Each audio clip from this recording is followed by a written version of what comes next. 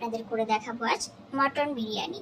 কিভাবে বাড়িতে খুব সহজ পদ্ধতিতে সুস্বাদু মটন বিরিয়ানি আপনারা করতে পারেন। দেখুন এখানে মটনের সাইজগুলো প্রায় 200 থেকে 250 গ্রাম তো হবেই। এরপর আমি একে একে মশলাগুলো পেস্ট করে নিয়েছি। আপনারা দেখুন এখানে রয়েছে আদা রসুন পেস্ট, এটা কাঁচা লঙ্কা পেস্ট। কাঁচা লঙ্কা পেস্টটা আমি একটা পাত্রে ঢেলেছি, সাদা একটা কাপড়ের উপর ওটাকে রসটা ছেঁকে নেব। পুরো রসটাই আসলে এখানে মেন মাংসের জন্য। আর এখানে রয়েছে পেঁয়াজের পেস্ট। পেঁয়াজের পেস্টটা আমি এইভাবে কাপড়ে করে এটা চিপে নিচ্ছি। দেখুন পুরো রসটা আমি এই মাংসে দেবো। এটা যাচ্ছে আদা রসুন পেস্টের রসটা, এরপর যাচ্ছে পেঁয়াজের রসটা, এরপর দইটা ভালো করে ফেটিয়ে নেবেন। দেখুন ফেটিয়ে এটা মাংসের মধ্যে দিয়ে দিতে হবে। মাংসের মধ্যে দিয়ে দিলাম। এরপর একে একে বিরিয়ানি মশলাটা দেবেন। ও একটা জিনিস আমি ভিডিও করতেই ভুলে গেছি, এটাতে না আপনাদের পরিমাণ মতন লবণ দেবেন। আমি এখানে ভিডিও করতে ভুলে গেছি, লবণটা অ্যাড হবে এখানে। এবার ভালো করে মাখিয়ে নিয়ে এটা দমে দিতে হবে। এরপর দেখুন বিরিয়ানি আলুগুলো ভেজে নিয়েছি আমি একে একে।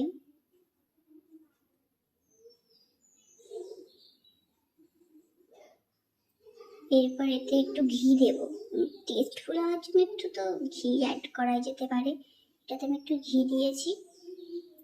ঘি দিয়ে এবার পেঁয়াজের বেরেস্তাগুলো করে নেব। দেখুন পেঁয়াজের বেরেস্তাগুলো করে নিচ্ছি আমি এখানে।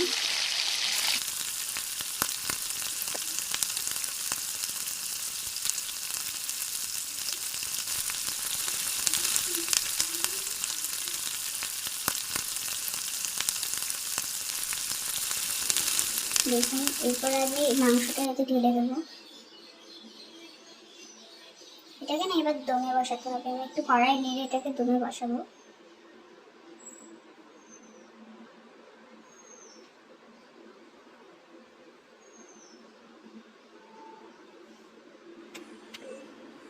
দেখুন আমি অলরেডি কিন্তু দমে দিয়ে দিয়েছি। মাংসটা একটু ভালো করে সিদ্ধ যেতে হয়, সেজন্য কিন্তু বেশিক্ষণ দমে দিতে হবে। এরপর আমি একে একে বিরিয়ানির লেয়ারগুলো করে নেব। দেখুন লেয়ার করে নিচ্ছি এবার বিরিয়ানির।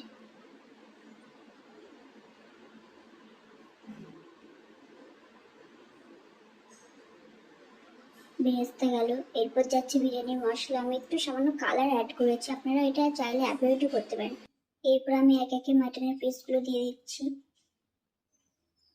এরপর আমি এতে একটু গোলাপ জল আর একটু মিঠা আতর অ্যাড করেছি।